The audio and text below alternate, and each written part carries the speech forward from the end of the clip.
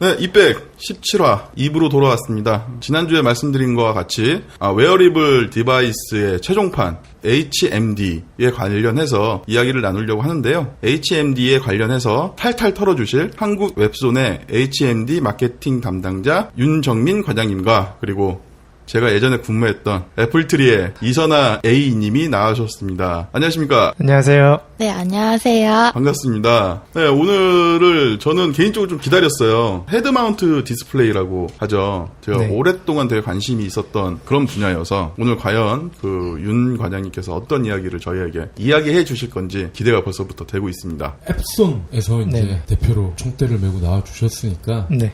앱손에 대해서 좀 간략하게 설명을 해주시죠. 앱손은 이제 일본계 기업입니다. 아마 많은 분들이 그 부분은 잘 모르고 계신 걸로 알고 있는데요. 1900년대 초반에 일본에서 설립이 됐고요. 여러분들 다 한번 들어보셨으리라고 생각하는데요. 세이코라는 시계 회사로 처음에 출발을 했습니다.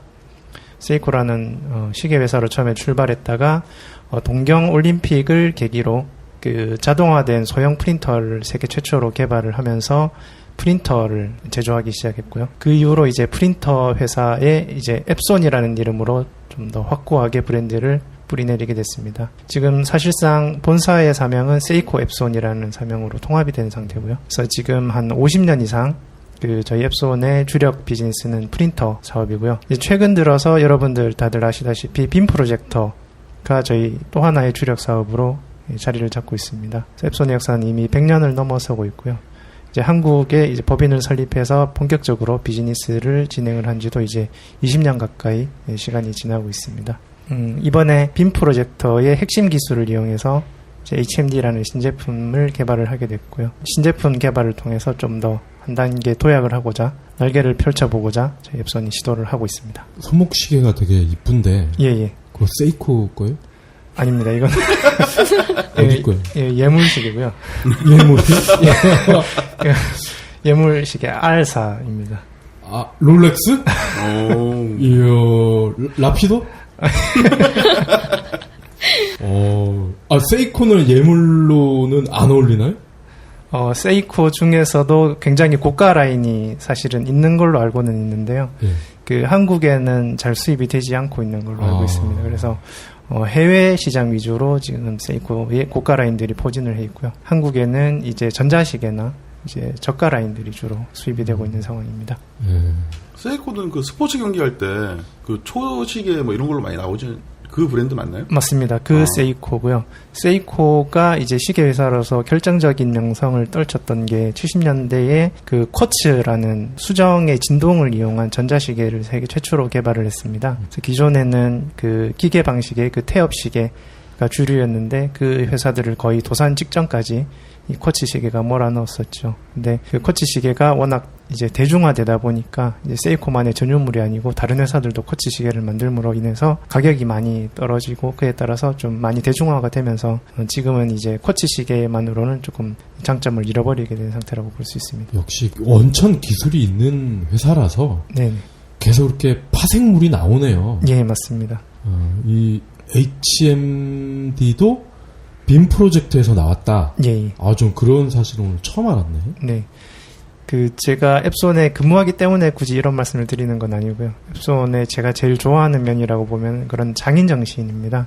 한 가지 기술을 좀 깊이 파고 그런 연구에 있어서는 좀 개발자들한테 좀 자유로운 재량권을 많이 부여하는 회사로 제가 알고 있고요. 물론 대부분의 연구 개발이 본사에서 이루어지고 있기 때문에 제가 깊은 부분까지 알지는 못하지만 이제 프로덕트 매니저로서 본사와의 컨택을 하다 보면 기술에 대한 자부심 그리고 연구에 대한 그런 어떤 집념 이런 게 많이 느껴져서 개인적으로는 많이 배울 부분이 있는 회사인 것 같고요. 저도 굉장히 저희 회사의 그런 점은 좋아하고 있습니다. 그럼 말 나온 김에 프린터? 네. 프린터 쪽에서는 혁신 기술이 없나요? 사실 프린터 쪽에서는 저희가 쓰고 있는 피에조 헤드라는 그런 기술이 있습니다. 피에조? 피에조 헤드라고 이제 잉크젯 프린터에 사용되는 분사 노즐 방식인데요. 그 프린팅 헤드입니다. 그 헤드가 사실 여러분들 뭐 자동차도 이제 페인트가 이렇게 그 자동적으로 노즐에서 페인트가 뿜어져 나와서 도장을 하는 걸 알고 계실 텐데요. 정밀 이제 페인팅 기술이 이제 쓰이는 대부분의 기술에는 이제 피에조 헤드가 사용되고 있고요. 저희도 그 일반적인 그 이제 잉크젯 프린터 회사들이 사용하는 버블젯 방식이 아니고 이 피에조 헤드를 사용함으로 인해서 그 잉크젯 프린터로는 이제 다른 회사하고는 확실하게 차별화된 정밀성 그리고 어떤 선예도 이런 부분들을 선보이고 있습니다. 하지만 그 피에조 헤드가 이제 나온 지가 이제 너무 오래됐고 그거를 이제 혁신적인 기술로 보기는 조금 힘든 단계가 됐기 때문에 프린터 부분에서 어떤 혁신을 이야기하기는 현재로서는 좀 힘들지 않을까 생각합니다. 하지만 저희가 잉크젯 프린터는 여러분들 다들 잘 모르실 수도 있는데요. 그 레이저 프린터에 비해서 그 유지 보수 비용이 현저하게 더 낮습니다. 그 토너 비용에 비해서는 잉크 비용이 훨씬 저렴하고요. 유지 보수 비용이 훨씬 저렴하기 때문에 기존의 그 레이저 프린터가 장악하고 있는 이런 사무기기 쪽 이런 시장도 저희가 좀 더 한 단계 업그레이드된 그 프린팅 헤드를 사용한 잉크젯 프린터로 공략을 준비하고 있습니다. 그러면 일본 현지에서 네네. 또 프린터 복사기 하면 후지제록스가 딱 떠오르는데 예. 두 기업 간의 어떤 점유율이나 이런 건 어떻게 되나요? 사실 말씀하신 그 후지제록스는 분야가 약간 다르다고 볼 수 있습니다. 후지제록스는 정확히 말씀드리면 프린터라기보다는 사무 복합기에 가깝고요. 그래서 사무 복합기로 보시면 우리나라에는 신도리코라는 회사가 있고 후지제록스가 있고 그다음 삼성이 있고 캐논이 있고 이제 4개 회사가 4강 체제를 구축을 하고 있고요. 저희 그 앱손이 두각을 보이고 있는 분야는 잉크젯 프린터, 이제 가정용이나 소호용으로 이제 소규모 업체, 사업체에서 주로 사용되는 잉크젯 프린터이고요. 그 기존의 사무복합기들이 순수하게 거의 레이저 프린터에 기반을 두고 있다면 저희는 이제 저비용 고효율의 이제 잉크젯 기반의 프린터고요. 일본에서 어떤 전자기기 그 판매점을 가보시든 간에 그 잉크젯 프린터 코너에 가시면은 크게 두 가지 제품밖에 보실 수가 없습니다. 캐논하고 저희 앱손하고 캐논 딱 두 가지 제품으로만 전체 매장이 다 채워져 있는 것을 보실 수가 있습니다. 그만큼 일본 현지에서는 막대한 브랜드 파워를 지니고 있는 회사입니다. 브라더도 있잖아요. 브라더는 그 잉크젯 프린터 분야에 있어서는 조금 존재감이 미미하고요. 그 레이저 프린터 쪽에서는 꽤 강세를 보이고 있습니다.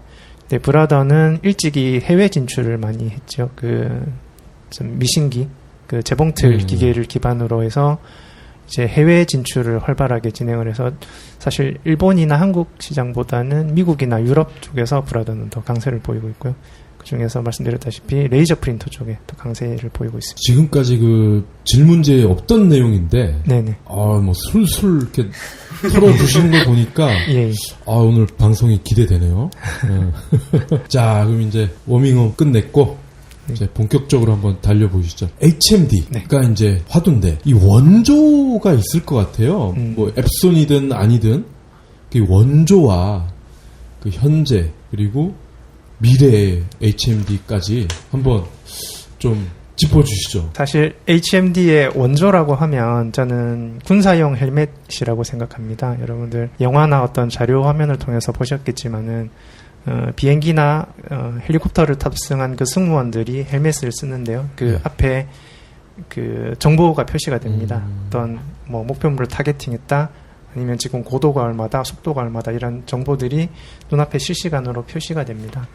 그래서 HMD의 가장 원조를 굳이 꼽자면은 저는 군사용 그 헬멧에 있다고 보고요. 그러던 것이 한 2000년 초반을 기점으로 해서 민간에서 활발하게 HMD가 개발되기 시작합니다. 하지만 그 대부분의 HMD는 사실 그 눈앞이 막혀있는 폐쇄형 HMD였죠. 그 지금도 이제 소니라든가 여러 회사에서 선보이고 있는 그런 종류의 제품들이고요. 그런데 저희가 2012년도에 아까 말씀드렸다시피 저희의 세계 넘버원 빔 프로젝터 기술을 활용해서 세계 최초로 시스루 타입, 그러니까 개방형이죠. 그 눈앞에 화면을 보면서 바깥의 풍경을 같이 볼 수 있는 시스루 타입의 HMD를 출시를 하게 되었고요. 출시 행사를 제가 2012년도에 직접 진행을 했었는데 그때 모토가 이것이었습니다. 여러분들의 상상이 현실이 된다는 모토를 제가 걸었었고요. 그 이유는 여러분들 다들 기억하시겠지만 제가 중학교 때 가장 즐겨봤던 만화가 드래곤볼인데요. 그 드래곤볼 만화에 보시면은 일종의 HMD가 등장을 합니다. 바로 그 전투력 측정기 스카우터라고 부르는 기계가 등장을 하죠. 너 뭐하는 녀석이야? 전투력이 고작 5인가? 쓰레기 녀석. 가까이 오지마. 쏘겠다.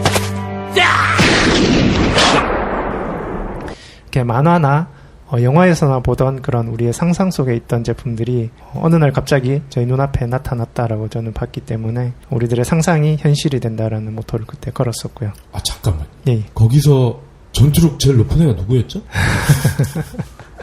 프리더. 아니요. 그 뒤에 또 있는데? 뭐, 찌빵같이 생긴 놈? 마인부가 마인부. 있었죠. 걔가 제일 높죠? 그런데 그 스카우터가 실제적으로 제 역할을 하는 거는 프리더가 마지막입니다.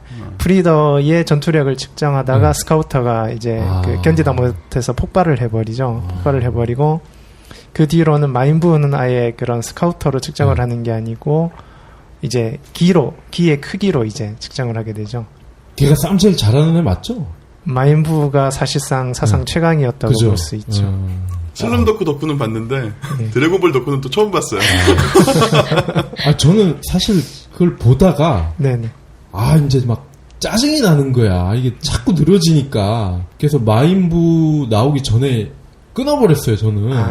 근데 나중에 셀이라는. 예, 이제 나중에 뭐 이제 좀 어른이 돼서 보니까 뭐 그런 애가 또 나오더라고요, 이제.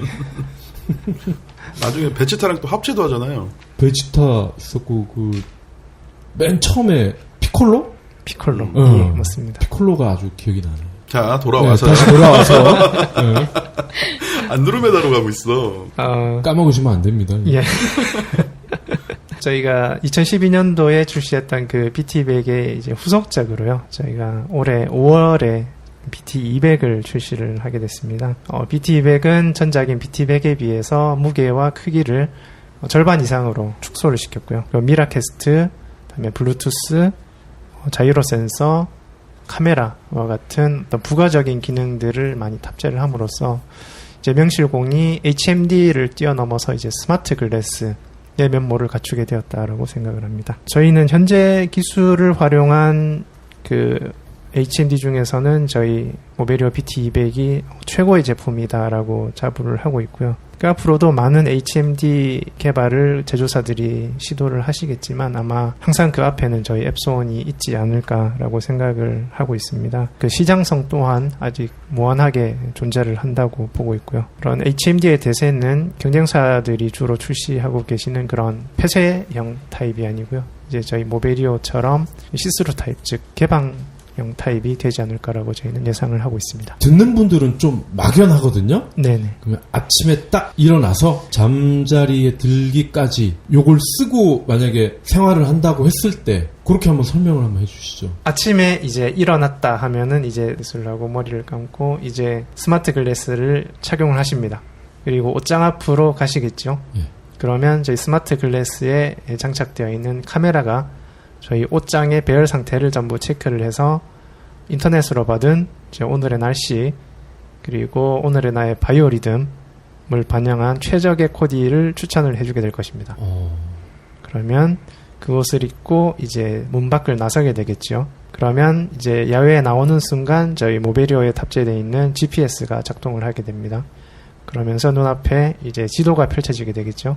익숙한 출근길이겠지만 무언가 장애물이 있을 수도 있고 교통장애가 있을 수도 있고 뜻하지 않게 미인을 만난다거나 이런 돌발 상황에 전부 저희 모베리오가 일종의 내비게이션 기술을 선보임으로써 좀 더 재미있게 그리고 편리하게 직장으로 가는 길을 안내해 드릴 겁니다. 미인을 만났을 때 어떤 정보를 준다는 거예요? 이거는 약간 프라이버시 침해 요소가 될 수도 있는데요. 지금 HMD에 이제 얼굴 인식 기능이 적극적으로 탑재가 되고 있는 추세를 보이고 있습니다.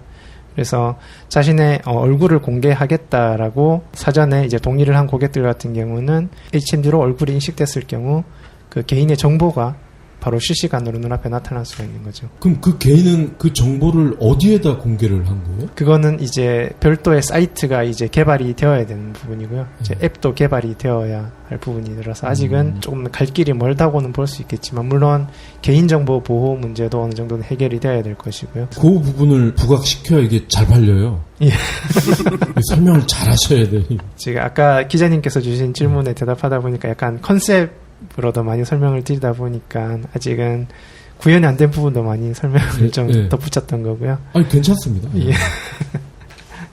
그래서 뭐 지금도 사실은 그런 온라인상에서 어떤 그 매칭 그런 서비스들이 꽤 있지 않습니까? 이제 예. 자기가 원하는 조건이나 어떤 뭐 외모를 찾는 분들의 이제 짝을 소개해주는 그런 매칭 프로그램들이 활발한데 이게 이제 조금 더 저희가 상상력을 발휘해 본다면 이제 실시간으로 길에 지나가는 사람이 이제 내가 원하는 그런 매칭 인포메이션을 가지고 있다 그러면은 이제 바로 그 대시를 했을 때 성사될 확률이 훨씬 더 높지 않을까라고 저는 보고 있는 거고요. 아니 그럼 예를 들어서 지하철 2호선을 타면 한 의자에 7명이 앉죠, 그죠? 7명? 그 정도 되지 않을까요? 7명인가? 맞죠?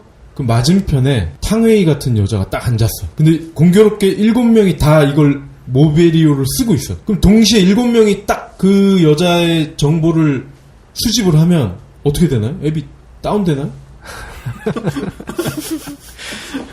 물론 그 구현되지 않은 앱이기 때문에 제가 만약에 앱을 개발한다면 그 모베리오가 이제 와이파이 기능을 가지고 있습니다. 그래서 와이파이로 아마 서버에 접속을 했을 거고요. 맞은편에 계시는 탕웨이를 닮은 미인께서는 아마 자신의 프로필 혹은 공개하고 싶은 매칭 정보를 아마 서버에 올려놓으셨을 겁니다. 그러면 모베리오 사용자들께서는 이 서버에서 다중 접속을 서버는 허용을 하기 때문에 서버에서 한 번에 그 한 분의 정보를 여러분들이 다운로드 받아서 실시간으로 보시게 되시겠죠. 아, 여기까지 좋아요. 네. 그럼 쓰고 이제 회사 갔습니다. 네. 네. 회사에 도착을 했다면은 우선 제가 만약에 이제 새로운 기술이나 이제 업무를 배우고자 한다고 했을 때 저희 모베리오가 또 한번 활용이 될 수가 있습니다. 저희 모베리오는 그 카메라를 탑재하고 있기 때문에 그 증강현실, AR이라고 하죠. Augmented Reality라는 증강현실을 충실하게 대응을 합니다. 기존의 AR이라고 하시면은 여러분들께서는 아마 그 핸드폰을 눈앞에 들고 이렇게 사방을 둘러보는 그런 장면을 상상을 하실 것 같은데요. 그 핸드폰을 들고 AR을 사용하게 되면은 핸드폰의 카메라가 포착한 그 장면에 앱이 더 씌워주는 그래픽이 입혀지는 AR을 보시는 거죠. 근데 저희 모베리오를 사용하시게 되면요. 우선은 그 착용하시는 것만으로도 카메라가 필요 없이 바깥의 풍경을 보실 수가 있고요. 저희 모베리오의 스크린은 실제로 자신의 눈으로 보는 그 풍경에 간단하게 이제 그래픽을 더 입혀줌으로써 AR을 구현을 하게 됩니다. 그래서 이것을 저희는 이제 진정한 AR이라고 부르고요. 저희 본사분들은 True AR이라고 표현을 하셨는데요. 그 핸드폰처럼 카메라가 포착한 장면에 그래픽을 씌우는 게 아니고 우리의 눈으로 보는 그 현실의 장면에 직접 그래픽을 더 씌워주는 True AR이 구현이 가능합니다. 그리고 다들 상상하셨다시피 이제 핸드폰으로 AR을 쓰게 되면은 양손이 자유롭지 않습니다. 이제 양손으로 핸드폰을 보시면서 AR을 하셔야 되기 때문에요. 그 모베리오를 착용하시게 되면 이제 안경만 착용하시면은 양손이 자유롭습니다. 그렇기 때문에 그 모베리오를 착용한 상태로 책을 보실 수도 있고 키보드를 두드리실 수도 있고 전화를 받으실 수도 있는 거죠. 이렇게 그 True AR 그리고 이 핸즈프리 두 가지가 결합이 되면 어떤 일이 벌어질 수 있느냐 하면요. 그 예를 들어서 제가 자동차를 정비하고자 했을 때 자동차의 본네트를 열면 카메라가 그 본네트를 인식을 합니다. 그리고 각 부분마다 어떻게 정비를 하면 되는지 간단한 매뉴얼을 보여줄 수가 있는 거죠. 그래서 내가 생전 처음 보는 자동차의 본네트를 열었다고 하더라도 간단하게 수리가 가능한 일종의 교육 기능을 제공을 할 수가 있는 것입니다. 이게 회사로 넘어와서 어떤 작업 공정이나 어떤 설계 공정상에서 교육이나 어떤 인스트럭션이 필요한 상황에서 그 모베리오를 착용하고 계신다면 즉석에서 바로바로 내가 필요한 정보들을 AR 기능을 이용해서 보여줄 수가 있는 거죠. 이렇게 업무적인 용도로까지 저희 제품이 활용될 수 있다고 보실 수 있겠습니다. 여가 시간이나 네네. 뭐 여행 중일 때는 또 어떤 기능이 예. 쓸 수 있나요? 그 부분이 현재 저희 모베리오의 가장 강력한 기능이라고 볼 수 있는데요. 기본적으로 저희 모베리오에는 그 안드로이드 OS가 탑재가 되어 있습니다. 그래서 안드로이드 스마트폰이나 이제 태블릿 PC하고 모든 조작 방법이 동일하다고 보시면 되고 이제 앱 구동이나 어떤 그 컨텐츠를 보시는 환경이 거의 동일하다고 보시면 됩니다. 마이크로 SD 카드나 아니면 USB 케이블을 이용해서 내장 메모리나 그 외장 메모리에 영상이나 이제 게임을 설치를 하셔서 간단하게 영화를 보신다거나 아니면 게임을 플레이 하시는 것도 가능하고요. 만약에 그러한 절차가 조금 불편하다 하시면은 미라캐스트 기능을 이용해서 안드로이드 스마트폰에서 무선으로 영상을 전송받아서 컨텐츠를 즐기실 수도 있고요. 그리고 만약에 집에서 셋톱박스로 TV를 보시거나 아니면 블루레이로 영상을 감상하시는 중이다 하시면은 저희의 별매 액세서리인 무선 미러링 어댑터를 그 HDMI 단자에 연결하셔서 그 셋톱박스나 블루레이 플레이어의 그 컨텐츠를 무선으로 모베리오로 전송받아서 감상하실 수가 있습니다. 목욕탕 의자만 있으면 그렇죠. 개인 멀티플렉스가 되는 거네요. 그죠? 네, 그렇습니다. 저희 제품의 최대 장점은 아까도 말씀드렸다시피 이제 핸즈프리라는 점이죠. 핸드폰으로 영상을 보시려면 아니면 태블릿으로 보시려면 좀 팔이 아픈 경우가 많은데 저희 제품을 착용하시면은 어떤 자세로든 보실 수가 있죠. 누워서 보실 수도 있고 침대에서 뒹굴거리면서 보실 수도 있고 아니면 뭐 급하시면 화장실에 다녀오셔도 영상은 계속 보실 수가 있는 거죠. 그럼 이게 구글 글라스와는 어떤 점이 비슷하고 어떤 점이 다른가요? 네, 제가 그런 질문을 상당히 많이 받는데요. 구글 글래스의 가장 큰 차이점은 그 외관에서도 좀 두드러지시겠지만은 구글 글라스 같은 경우는 이제 한쪽 눈으로 보는 일안식입니다. 저희가 크게 이제 그 HMD 혹은 그 스마트 글래스를 구분을 할 때 한눈으로 보는 일안식과 두 눈으로 보는 양안식으로 구분을 하고 있는데요. 그 구글 글래스는 일안식의 스마트 글래스고요. 모베리오는 두 눈으로 보는 양안식 스마트 글래스입니다. 일안식 스마트 글래스가 가지는 장점도 나름대로 있습니다. 무게가 가볍고요. 디스플레이가 한쪽에만 장착이 되기 때문에 크기도 굉장히 작아질 수가 있습니다. 그에 반해서 양안식 스마트 글래스의 경우에는 물론 크기가 약간 커지고 그 무게가 약간 무거워진다는 단점도 있는 반면에 눈앞에서 바로 영상을 봄으로써 트루 AR이 구현이 가능하다는 점, 그리고 일안식에 비해서 좀 더 큰 화면의 영상을 보실 수가 있다는 점이 장점입니다. 구글 글라스 같은 경우는 디스플레이가 굉장히 작기 때문에 그 디스플레이로 영화를 본다거나 TV를 보는 등 이제 풀스크린의 화면을 보시기는 조금 힘들다고 보시면 되겠고요. 그에 반해서 저희 모베리오는 풀스크린의 영상을 충분히 감상하실 수 있는 그런 화면 크기를 가지고 있기 때문에 그런 점이 저희 모베리오의 또 차이점이 되겠습니다. 그리고 구글 글래스의 경우는 디스플레이가 눈의 정면에 위치한 게 아니고요. 우상단에 위치하고 있습니다. 그래서 평상시에 이제 사람을 본다거나 사물을 볼 때는 디스플레이가 전혀 보이지 않고 이 영상을 보려면 눈이 약간 우상단으로 사시가 되어야 됩니다. 그래서 미관상 상당히 조금 다른 사람들이 보시기에 조금 불편하실 수 있다. 이런 점이 조금 저희 제품에 비해서 차이점이고요. 구글 글래스 그러면 오래 쓰면 사시가 될 수도 있겠네요. 예, 사실 구글 글래스가 이제 말씀드렸다시피 장시간의 영상 재생용이 아니고 이제 잠깐 정보를 디스플레이 할 때만 보는 용도이기 때문에 대부분의 고객들이 사시가 될 정도로 그 디스플레이를 오래 보시는 일은 아마 없을 것 같고요. 다만 일시적으로 다른 사람이 보기에 약간 거북한 이제 상태가 될 수 있다는 점은 조금 감안을 하셔야 될 것 같습니다. 가격은 어떻게 되나요? 가격은 일단 구글 글래스 같은 경우는 아직 그 일반용으로 완전히 판매는 안 되고 있고요. 일단은 일종의 베타 테스트로 현재 우리 돈으로 약 150만 원 정도의 판매가 되고 있고요. 저희 모베리오 같은 경우는 지금 온라인에서 76만 9천 원의 가격으로 만나보실 수가 있습니다. 반값이네요. 예, 엄밀히 말하면 반값입니다.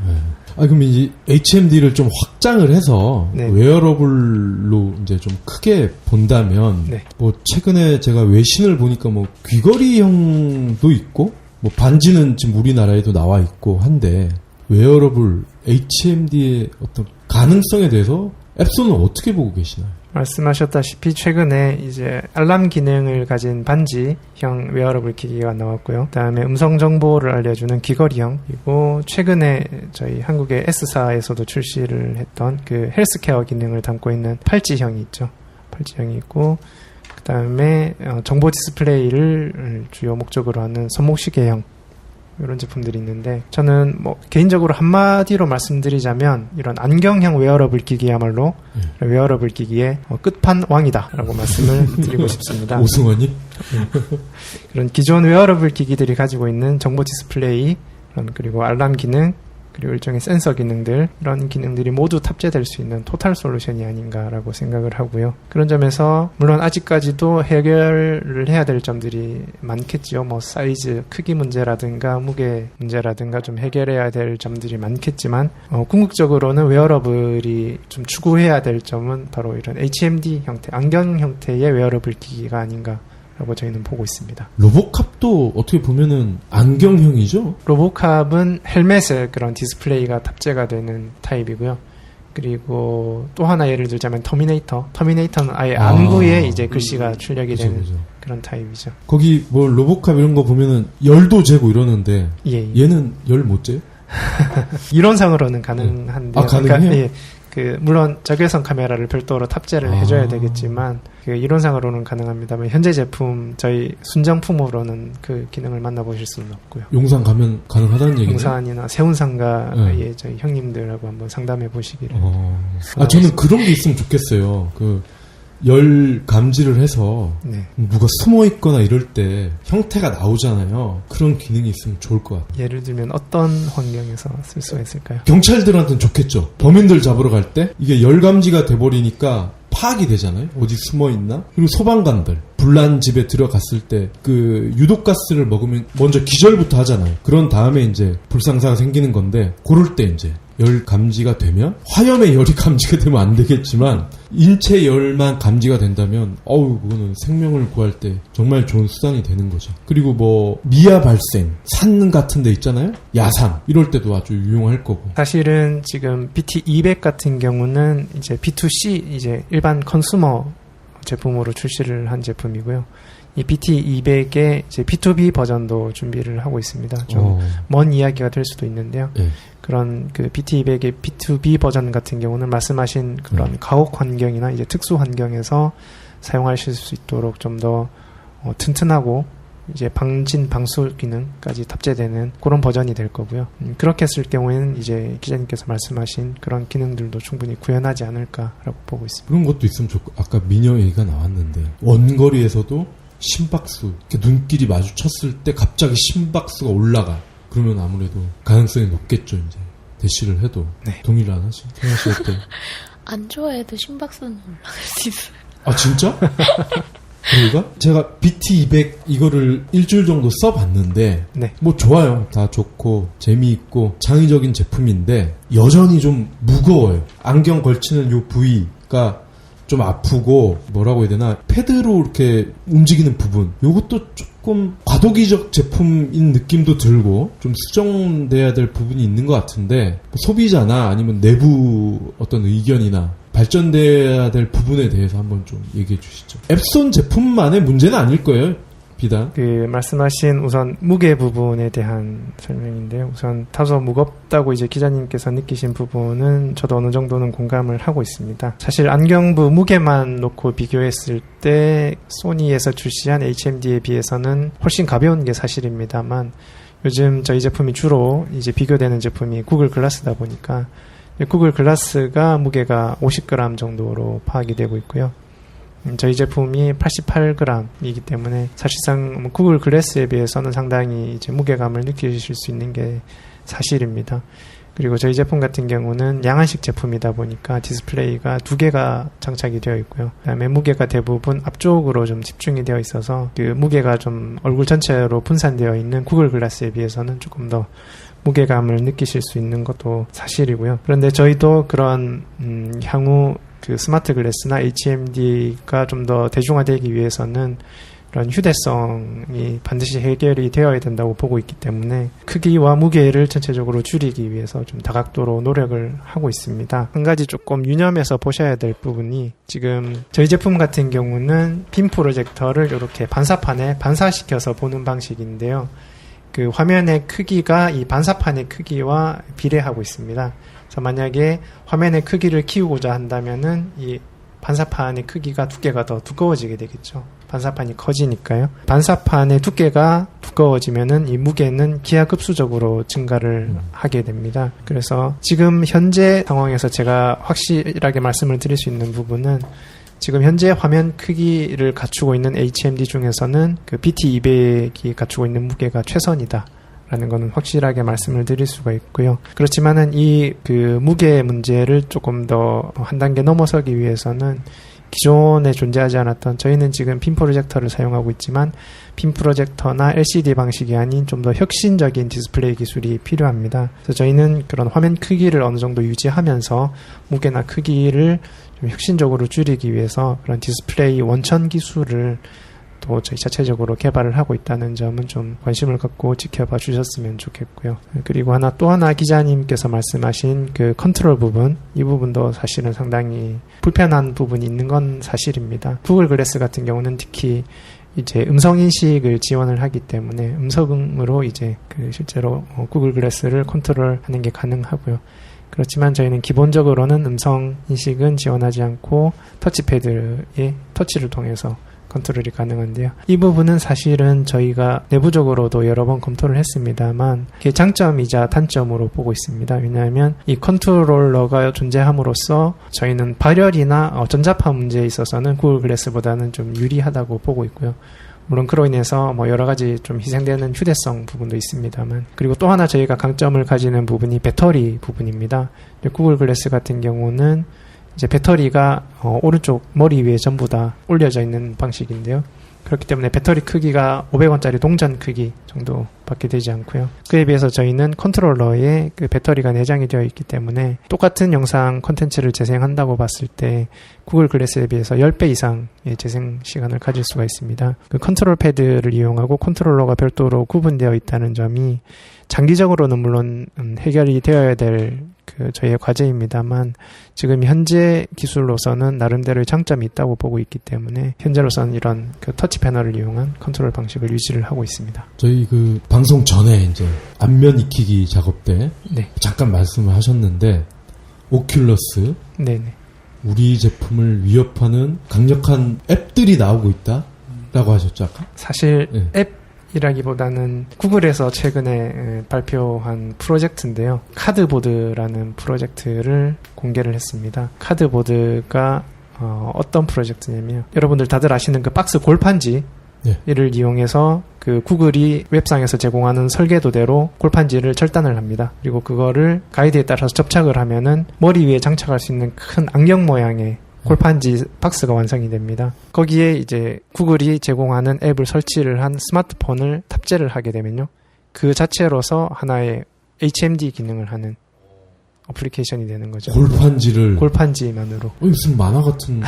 저희가 사실은 지금 현재 그 모베리오가 가장 강점을 가지는 부분이 아까 말씀드렸던 그런 영상 감상 부분인데요. 그런 부분에 있어서 이 카드보드라는 구글이 던진 이 카드가 상당히 저희의 좀 골머리를 썩히고 있는 부분입니다.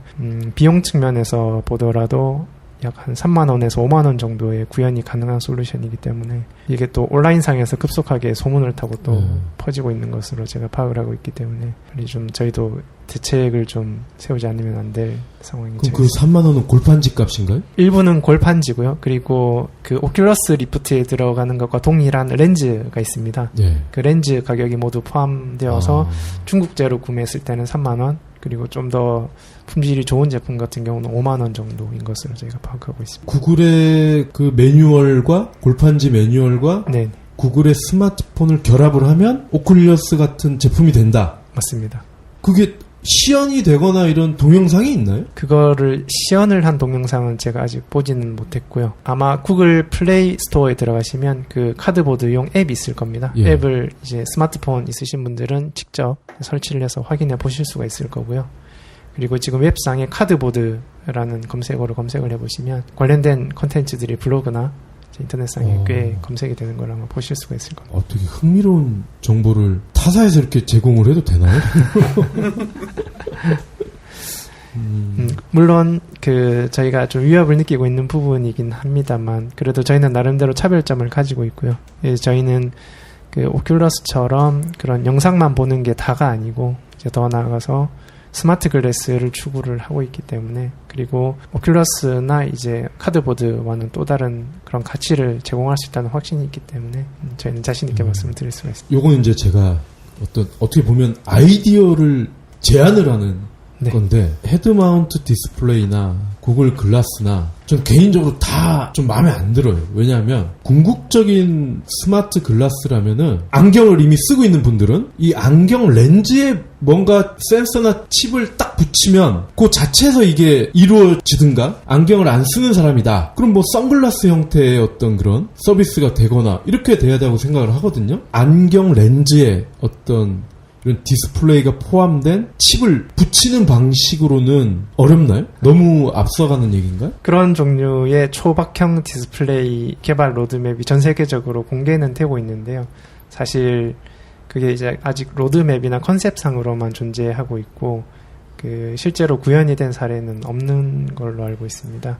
하지만 저희는 아까 HMD의 미래상에서 잠깐 설명드렸다시피 궁극적으로는 그런 말씀하셨던 그런 휴대성이 확보가 되어야지만이 HMD가 일반화될 수 있고 보편화될 수 있다고 보기 때문에 저희 앱소는 궁극적으로는 말씀하셨던 그런 초박형 디스플레이를 이용한 더 나아가서 이제 그 콘택트 렌즈에 아예 디스플레이를 삽입하는 부분까지 상상해 볼 수 있을 텐데요.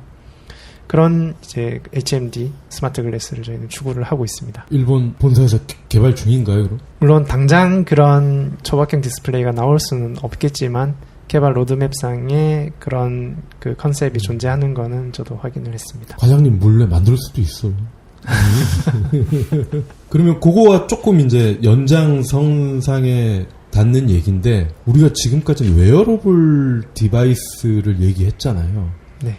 그럼 웨어러블이 아니라 아예 몸 안에 들어오는 방식의 스마트 기기도 생각을 해볼 수 있을 것 같아요. 그렇죠. 사실 그렇게 보면은 의료 쪽에서는 이미 이제 몸 안에 들어오는 웨어러블 기기는 어느 정도 현실화가 되어 있다고 생각을 합니다. 간단하게 생각해 보면 보청기나 이제 심장 박동기 네.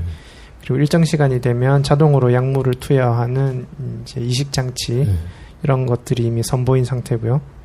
그리고 제가 말씀드렸다시피 이제 좀 더 상상력을 발휘해 본다면은 앞으로는 귀나 눈에 삽입되는 방식의 그런 그 웨어러블 기기가 나오지 않을까라고 생각을 하고요. 또 그런 방식으로 궁극적으로는 이제 모든 제조사들이 그 웨어러블 디바이스를 개발하지 않을까라고 생각을 하고 있습니다. 앱손은 뭐 관련 프로젝트 팀이 없나요? 이런. 저희도 사실 아직 한국에는 소개가 되지 않았는데요. 손목시계 타입의 네. 웨어러블 기기도 이미 만들고 있고요. 손목시계와 저희 모베리오를 연동하는 서비스도 준비를 하고 있습니다. 그런데 그 몸 안에 이식하는 거는 지금 저희가 기존에 해왔던 이런 단순한 전자기기와는 차원이 다른 시장이라고 보시면 되고요. 의료기기의 일종으로 취급이 될 수 있기 때문에 지금까지와는 조금 다른 프로세스나 어떤 다른 컨셉으로 접근해야지만이 좀 성공할 수 있는 시장이지 않을까라고 저희는 생각을 하고 있습니다. 최근에 본 영화들 몇 개 보면은 공통적인 게 하나 있어요. 그 미래의 모습을 담은 영화인데 손목 아니면 여기 목 뒤에다가 칩을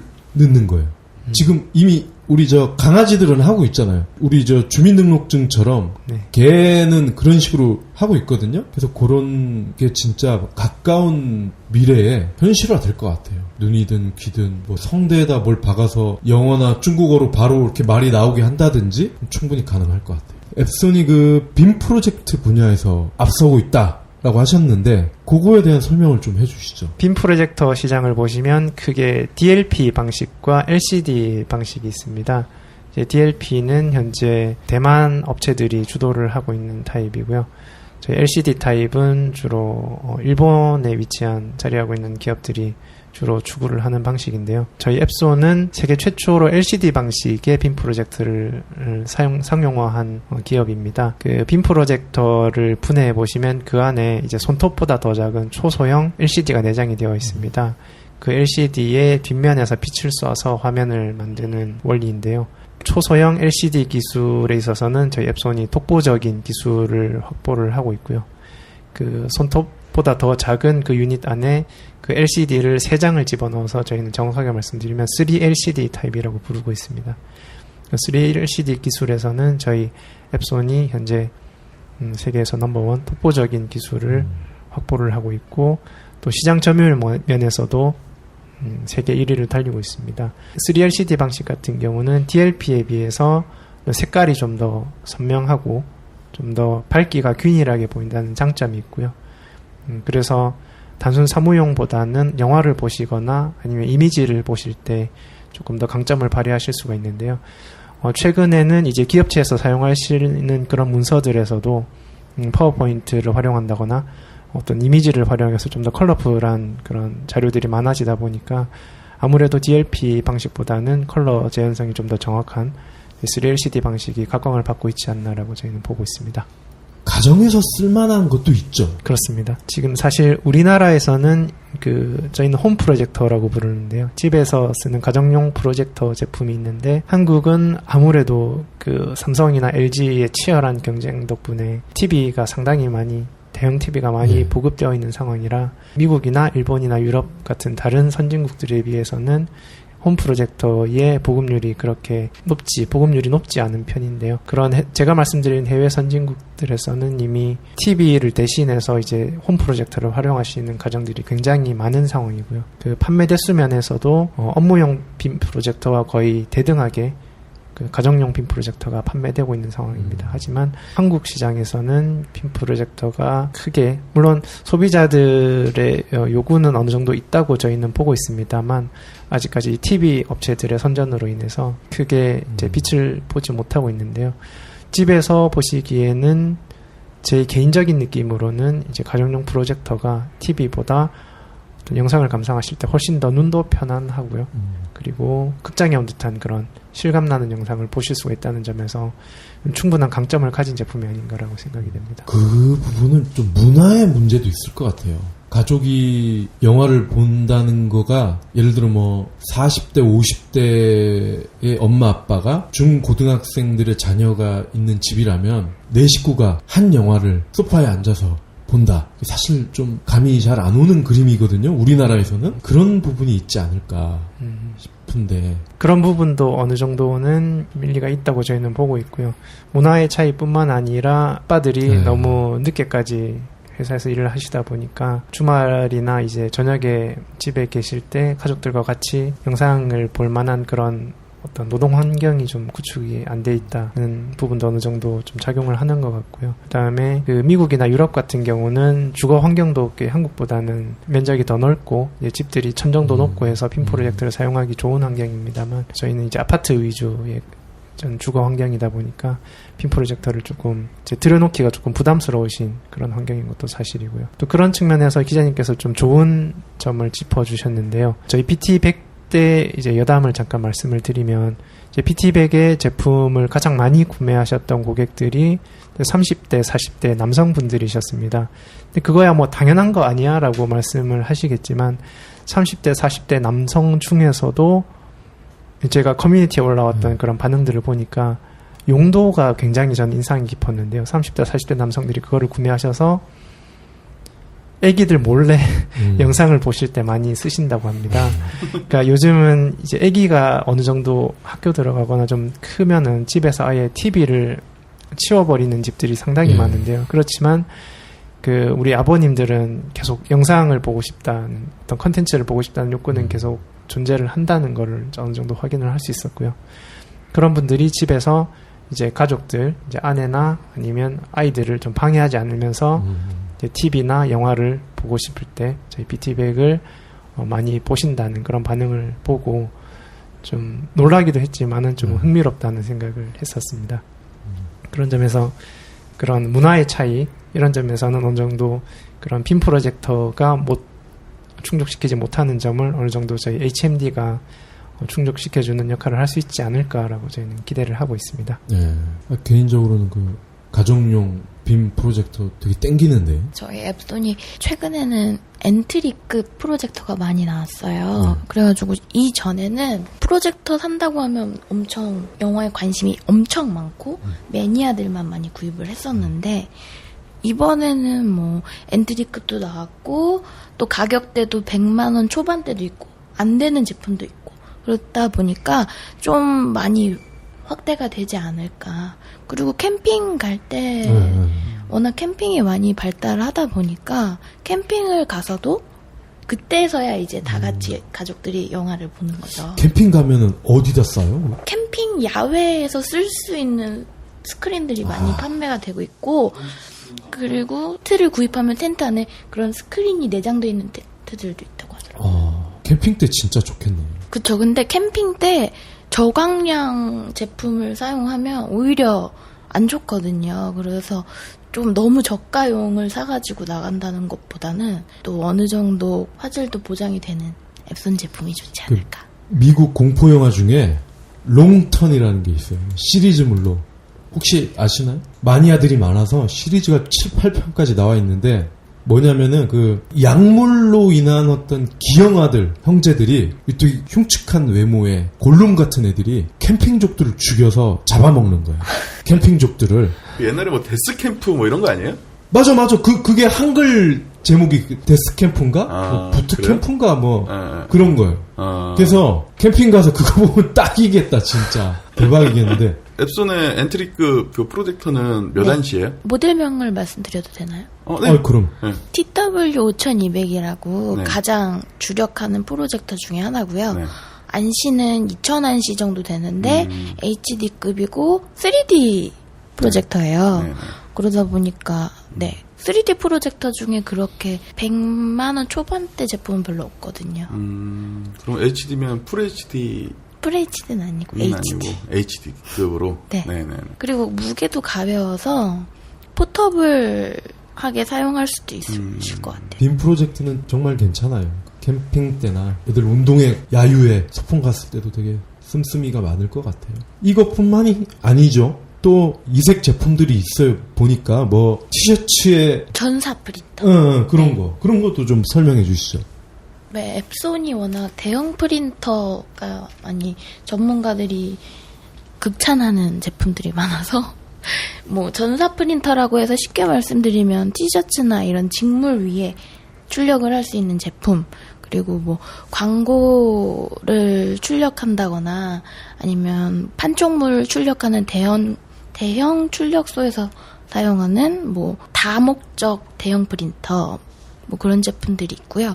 그 밖에도 저희 윤 과장님께서도 담당하고 계신 제품 중에 라벨 프린터라고 그래가지고 이렇게 키보드 형태로 돼 있어서 또각또각 입력을 하면 라벨이 다양한 카트리지로 출력을 할 수 있어서 뭐 어린이들 뭐 도시락이라던가 옷이라던가 이런 거 이름 적어줘야 되잖아요. 그런 거 프린트 출력해가지고 붙여주면 방수가 되는 제품들은 막 빨아도 되고 그런 제품도 있고 생활 접점에 되게 많이 부합되는 제품들이 많죠. 밥값은 n분의 1 이런 거. 넌 내 거 이런 거. 티셔츠 그런 거 할 때.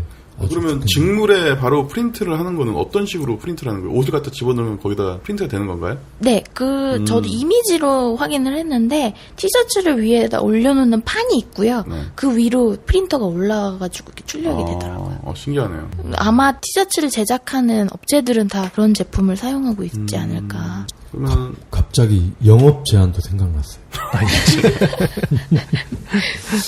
항공사 딱일 것 같아요. 그쵸. 그러니까 북미나 유럽행을 타면 이코노미도 의자 앞에 영화가 나오잖아요. 음악도 나오고. 근데 그거 하지 말고 요거를 딱 하나씩 주면 영화도 보고 음악도 듣고 이 책도 볼 수 있을 거 아니에요. 그죠? 드라마도 볼 수 있고. 그리고 졸린다. 그러면 암흑으로 만든 다음에 그냥 안대 대신 끼고 잘 수도 있고. 항공사를 한번 접촉을 해보시죠. 어떻게 영업 인력들을. 그래서 한번. 저희도 영업 외에도 뭐 저가 항공사는 아예 모니터가 없잖아요.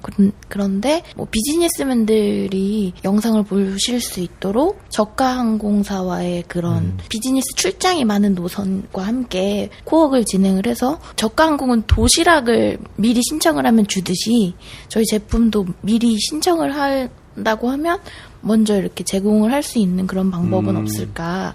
그런 부분도 되게 많이 모색하고 있는 중이고요. 다방면에서 여러 장소에서 일단 제품을 만나보게 하고 체험케 할 수 있는 게 가장 좋은 방법인 것 같아서 비행기와 KTX나 옛날에 진해연가? 거기서는 이거 PSP 신청하면은 기내에서 주고 그랬었잖아요. 돈을 아마 받았을 거예요. 네, 그건 조금씩. 유료죠.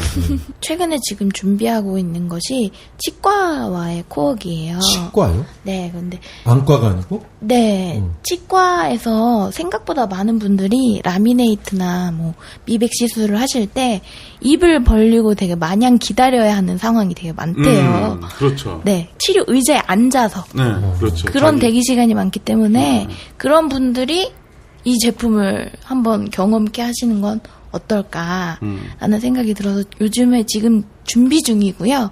시행은 거의 코앞에 다가오고 있는 상황이고 앞으로도 앱손 제품을 좀 더 많은 분들이 체험할 수 있도록 저희는 노력할 예정입니다. 영업팀한테 가서 얘기를 해야 될 것 같아요. 여기 와서 이러면. 우리더러 치과에 팔아달라고. 아니, 관심을 많이 가져주셨으면 좋겠어서. 알겠습니다. 조만간 또 보도자료로 또 찾아뵙겠네요. 과장님은 또 저희가 BT100부터 시작해서 이제 그 시스루 타입의 HMD 스마트 글래스 시장을 계속 선도해 오고 있습니다. 근데 대부분의 이제 선도 기업들이 좀 그렇듯이 욕도 많이 먹고 실책도 많이 받고 합니다만 역시 그 저희를 믿고 격려해 주시는 고객분들이 계시니까 저희가 더 힘을 내서 다음 제품을 준비하고 이 제품을 좀 더 즐겁게 고객님들한테 보여줄 준비를 좀 할 수 있지 않나 생각이 들고요.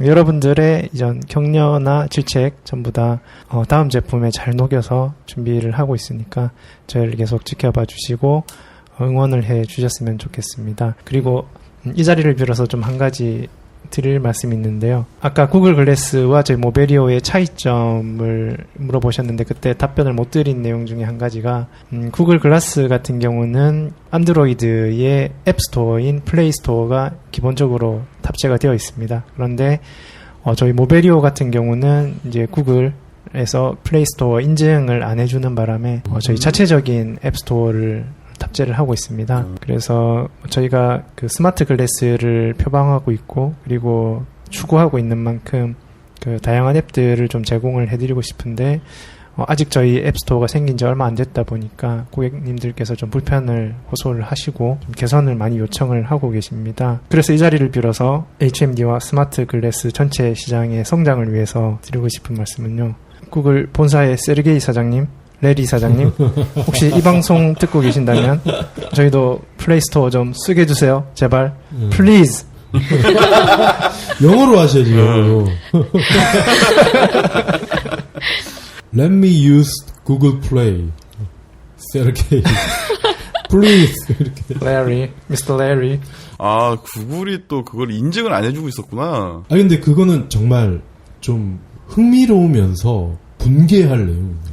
그렇네요. 그러니까 구글이 사실 앱이나 스토어 개방에 굉장히 그 꺼리낌이 없는 상대적으로 애플에 비해서. 근데 유사 제품이기 때문에 지금 퇴차를 놓은 거 아니에요? 까놓고 얘기해서. 예, 공식적인 이유는 그렇지 않은데 저희는 그게 바로 이유라고 보고 그러니까 있습니다. 유사 제품이기 때문에 위협이 될 수 있다. 그리고 앱손이니까 이건 정말 한번 짚고 넘어가야 할 문제인데. 그러면 공식적인 거부의 답변은 뭐였어요? 제가 들은 바로는 그 스마트폰이 아니면은 인증을 줄 수 없다는 식의 뉘앙스로 거부를 한 걸로 알고 있는데요. 근데 사실 스마트폰이 아니라 태블릿에도 그 구글 플레이가 탑재된 경우가 많기 때문에 그 이유를 저희가 100% 좀 믿기는 조금 힘든 상황이에요. MP3 플레이어에도 들어가 있어요. 그러니까. 소니 같은 MP3 플레이어에도 네. 구글 스토어가 들어가 있어요. 그거 다 구라예요. 그러니까 오픈 소스 기반 이런 개방성을 표방하면서 성장해온 안드로이드를 가지고 있는 이런 구글에서 좀 그런 부분의 정책은 조금 아쉬운 점이지 않나라고 저희도 생각을 하고 있습니다. 좋은 기사거리 감사합니다. 이걸로 한번 또 크게 한번 조질 수 있겠네, 구글. 좋아. 마무리가 아주 훈훈해요? 소득도 있고 너무 좋아. 근데 좀 의외네요. 네. 씁쓸하네요. 하여튼 긴 시간 이렇게 수고해 주셔서 감사합니다. 좋은 정보와 함께. 다음 주 예고 드릴게요. 다음 주는 최근에 독립법인이 된 CJ 넷마블에서 독립을 하게 된 이유와 그리고 현재 글로벌과 국내 모바일 시장에 대해서 한번 털어주신다고 하니까요. 기대해 주시고요. 모두의 마블로 네. 또 인기3를 하고 있는 또 회사에 또 변화가 있으니 몬스터 길들이 상당히 좀 기대가 됩니다. 네, 다음 주에 그럼 다시 찾아뵙도록 하겠습니다. 다시 한번 출연해 주셔서 감사합니다. 고맙습니다. 감사합니다. 네.